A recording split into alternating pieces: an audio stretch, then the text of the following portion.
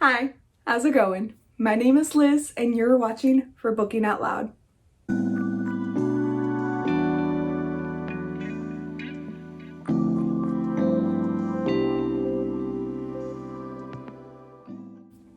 Today I am doing the Finally Fall book tag. It is a book tag that has been around for a very long time. Honestly, I don't even know if the creator is still active. I was trying to do a little research and I couldn't find them.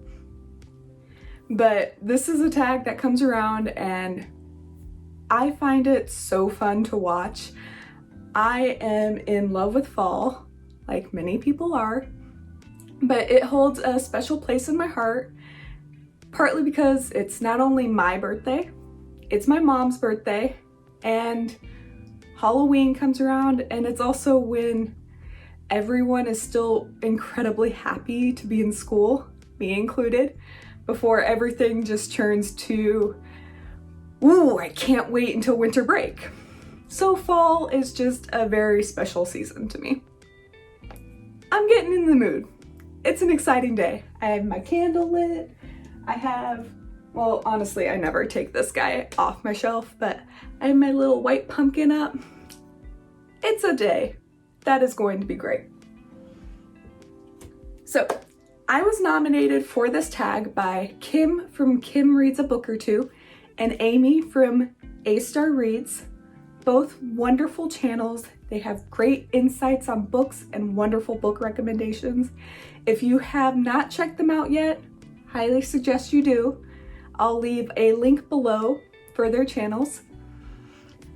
This tag has some awesome questions, so let's get into it.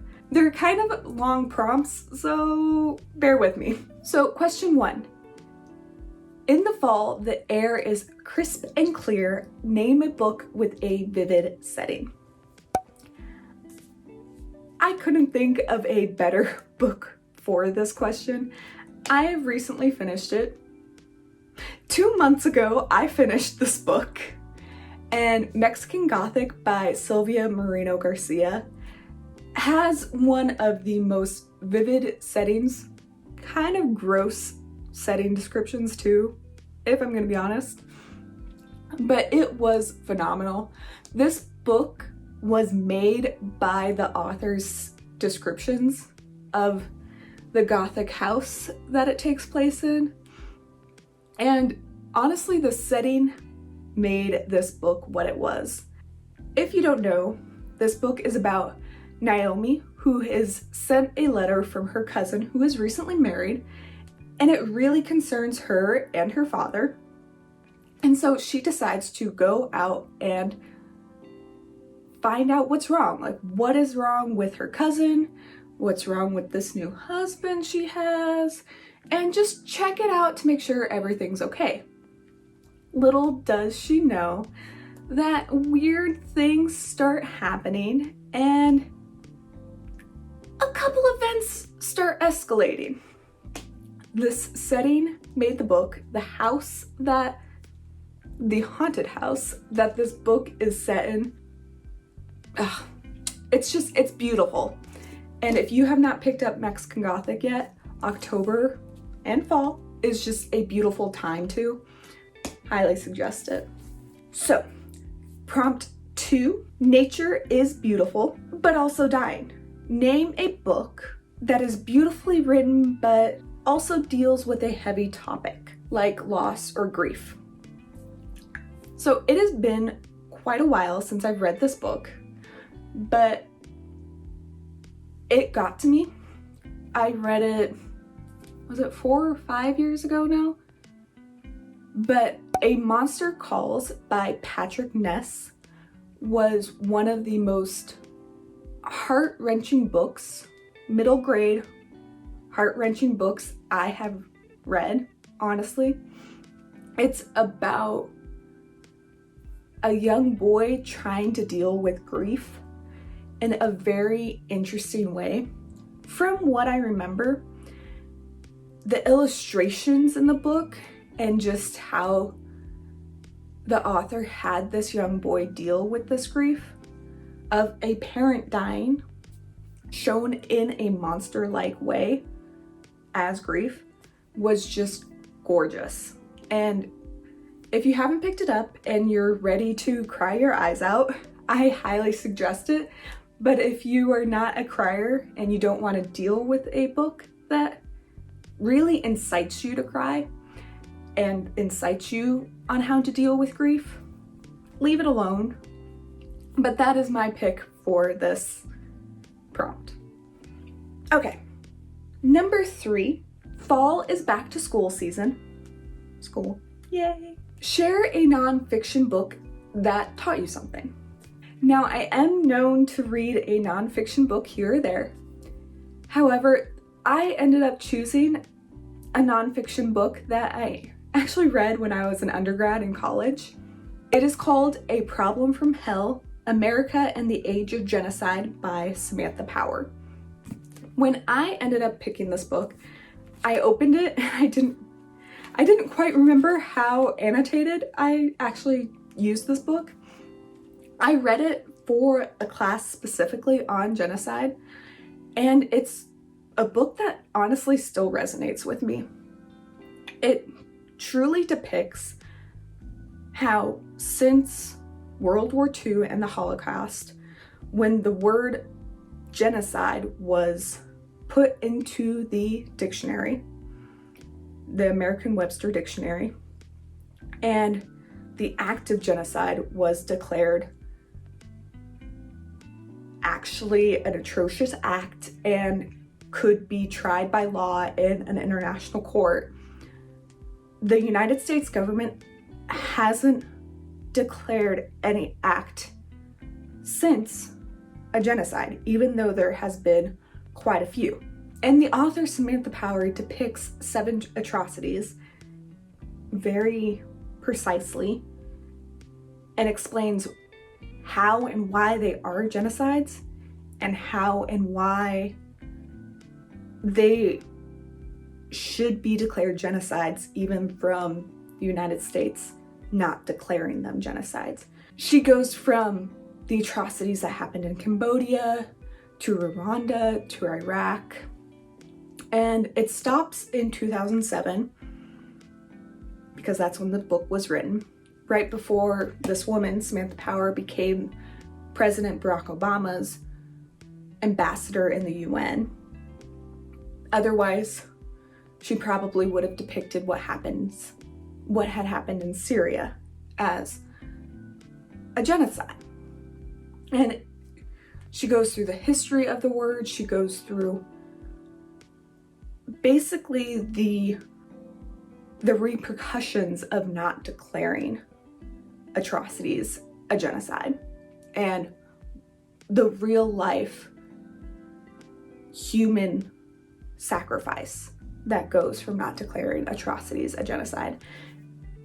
And honestly, it is a hugely powerful book, and I highly, highly suggest it, especially if you're not really familiar with the history of the word genocide and the preceding human atrocities that have happened around the world since. I found it enlightening. I still find it very impactful, and I will always recommend this book to someone who's studying human atrocities, whether it has to do with genocide or not. So, Samantha Power's A Problem from Hell. Question 4 states, in order to keep warm, it's good to spend time with people we love and to name a fictional family, household, friend group you'd like to be a part of. And to be honest, this was the hardest one for me. I love reading. I read a lot. However, there's no way anyone can convince me that being a part of a book is a good idea. If you are a part of a book, you are going to be in almost a worst case scenario in my mind. Yes, they're fantastical. Yes, they're informative. Yes, they take you away from places, but that doesn't mean I want to go to those places. If I'm reading a book, it's either about war, poverty, famine, plagues, fantastical plagues, war, poverty, famine. I don't want to go to those places.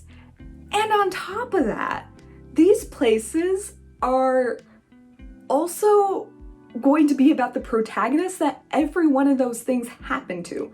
I do not want to spend my time with someone who is dealing with a dragon ransacking a village.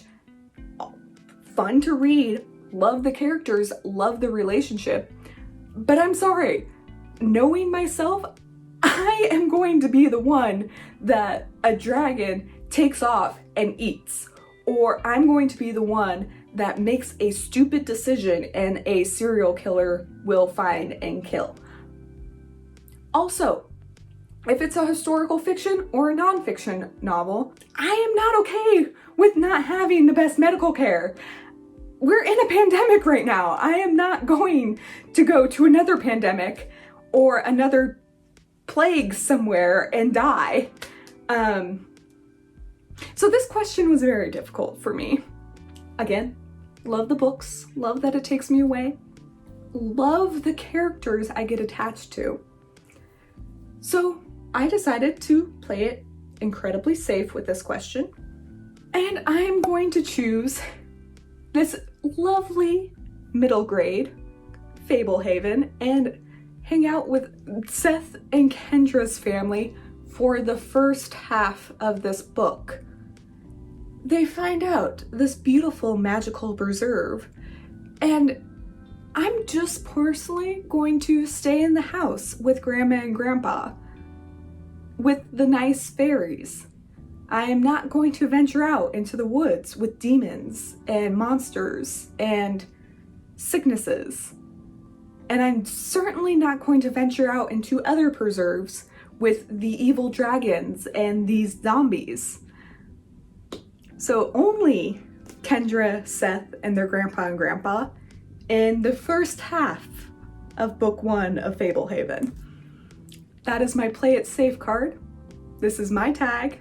I make these rules. Now you know where my stance is. All right. Question 5. The colorful leaves are piling up on the ground. Show us a pile of fall-covered spines. 1 second. I actually prepared this ahead of time. And I think this is one of the weirdest spines I've ever shown. I have Inkheart. I have the Poison Wood Bible. Oh gosh, this is a book I read. Charlemagne and oh gosh. What is this one? Charlemagne and Louis the Pious, which is a book I read in college. You had The Dragon's Eye from the Dragonology Chronicles. Anne of Green Gables.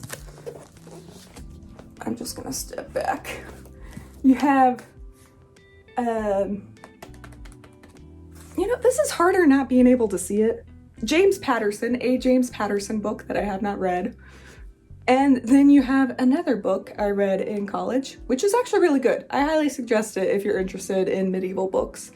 Martin Gear, The Return of Martin Gear. My fall-colored pile. Okay, question 6. Fall is the perfect time for storytelling by the fireside. Share a book where someone is telling a story. And I have talked about this book before.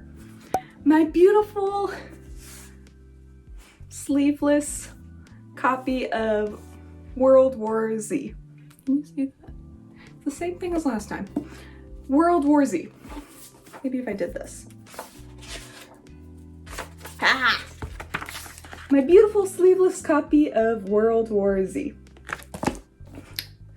This is a book where someone is narrating a different person is narrating every chapter to describe what happens in each part of the war on zombies. It's one of my top 10 books, and it's been one of my top 10 books for forever. There's no way I would choose a different narration book. Again, if you have not read it, read it. Okay, number 7. The nights are getting darker. Share creepy story. I think it's share a dark and creepy story. I have recently finished the Bachman books by Richard Bachman or Stephen King.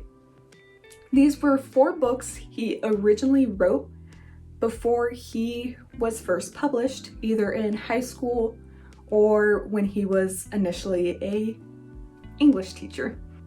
And they're 4 novellas, actually. Novellas, books, they're long.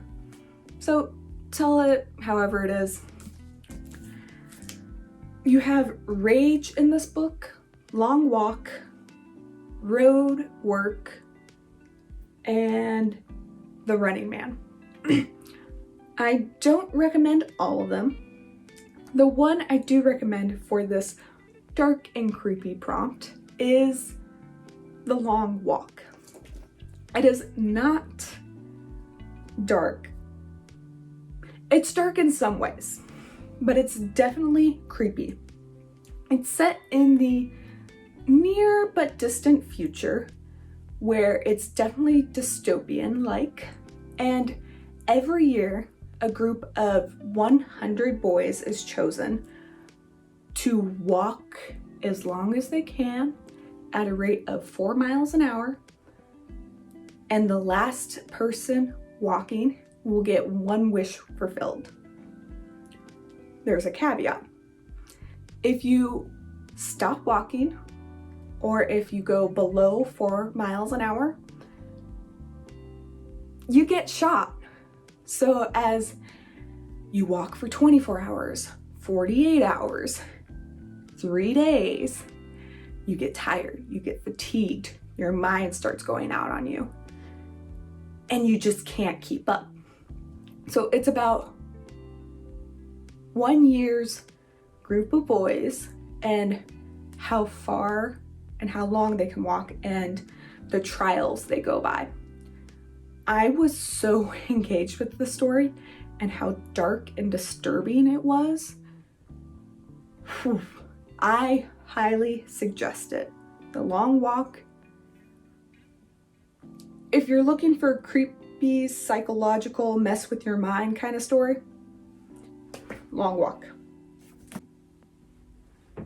Okay, my storage was full, so a little change of scenery, a little change of position, and we're gonna restart right here. Or start where we left off. So I believe I was on question 8. Question 8. So the days are getting a little colder. Name a short, heartwarming read that could warm somebody's cold, rainy day. I picked 2. I couldn't decide between the 2. One's more of a October-ish read, and one is just any day of the year. Pick it up when you need a pick-me-up. So my October pick is Sheets by Brianna Tumbler. This is such a cute graphic novel. It is about a girl who works at her family's laundromat, and she recently lost her mother. And then simultaneously, it is about a boy who is a ghost, and he is struggling with the idea that he's recently dead. They both meet pretty early on in the story, and it's about kind of their adventures together and struggling with these new realities together and coming to a conclusion. Honestly, Brianna Tumbler is extraordinary at this tale. It's such a heartwarming read. It doesn't necessarily deal with grief the way A Monster Calls does by Patrick Ness that I mentioned a little bit ago, but it just deals with the way that these two young kids are dealing with loss and the way that they can grow up with that loss and still move forward in their lives. Plus, the illustrations are just phenomenal. It's kind of like a watercolor almost, but not really. And it's muted colors, but still vibrant. I'm not a graphic novelist. I don't know terminology. I just found it very charming and very aesthetically pleasing while I was reading it. It's a very fast read, and the ending was just phenomenal and what I needed for this book. Now, the second book that I want to recommend is called Good Morning, Good Night, Pep Talks for You and Me by Lin-Manuel Miranda, illustrated by Johnny Sun. Now, Lin-Manuel Miranda, you might have heard the name, you might have not, but he is the writer, director, and star of Hamilton, the musical, and he also helped compose Moana. So he is a well-known name, but for a time, on his Twitter account a couple years ago, every morning and every night, he would have a good morning tweet and a good evening tweet. It would be inspirational, it would be something exciting, and just something wholeheartedly good. He was contacted by someone who wanted to illustrate these tweets. I'm not exactly sure if it was Johnny Sun or not, but soon enough it turned into an idea of a book. And I mean, even the back is just phenomenal. You have good morning, eyes up, heads up, mind sharp, sips coffee, okay, let's go. And then the good night, eyes shut, hearts open, mind's calm, empathy on full blast, sips tea, okay, let's go. And every page is full of these morning and night tweets that he used to write. He doesn't do them so much anymore. He doesn't really tweet anymore, but these books are just full of beautiful illustrations that have to do with these good morning and good night tweets. And if you just need a little pick-me-up or something to get you excited for the day or calm down at night, it's a really fun way to just lift yourself up. Number 9 is Fall Returns Every Year. Name an old favorite that you'd like to return to soon. I actually just posted a Sherlockathon TBR where I mentioned 2 series that I'd like to do a reread. And so I'm gonna do another 2 books for this prompt. Yeah. The first one is Assassin's Apprentice by Robin Hobb. I read this series 3 years ago, and so I want to reread it so I can also continue on with Robin Hobb's other series, which I have not read before. I loved it. I absolutely adore Robin Hobb's characters in here, particularly Fitz. And I'm just really excited to do a reread of the Farseer trilogy, honestly. Now number 2. This one's a doozy. I want to reread the Lord of the Kings trilogy. I read these books when I was actually fairly young, probably elementary school or middle school. This is my dad's copy. He got us the illustrated edition. I don't know if I can find a good. Oh, hey, a bookmark. A good illustration. Aha! So he got this illustrated edition of Lord of the Rings when he learned he was going to have children, and he wanted to share them with us. So this is probably older than me, because he probably got it when my brother was born. But throughout much of my young life, I was entirely too scared to touch this book because it was so pretty and my dad didn't want them truly hurt. I mean, all things considered, they're in decent shape. But because of that, I never really got into Lord of the Rings. I was always too scared to like flip the pages or touch them too much. And so this time around, reading Lord of the Rings, I really want to get into them. I have The Hobbit on audio, which I will get into and truly digest.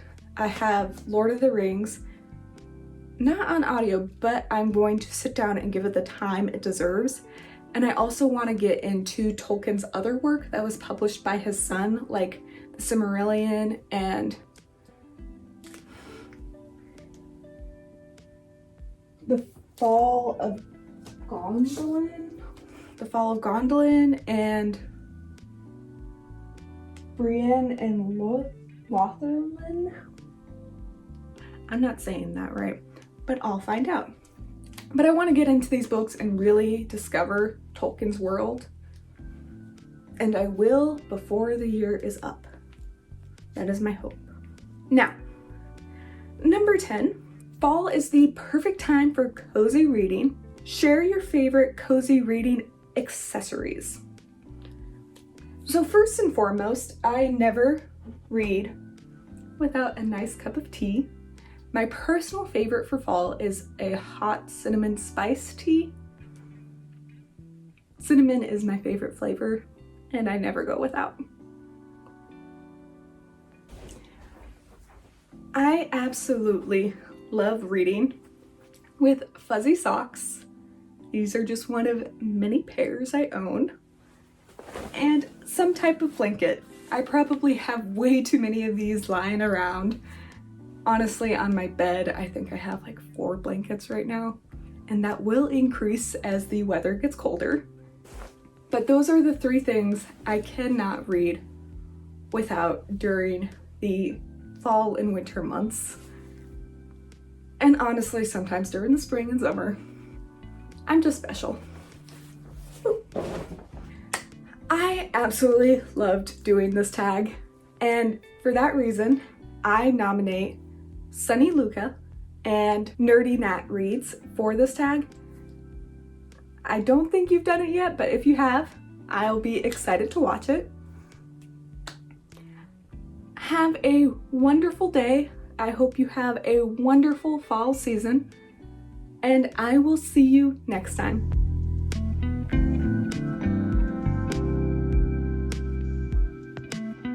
I went orange. I like orange. Go with it.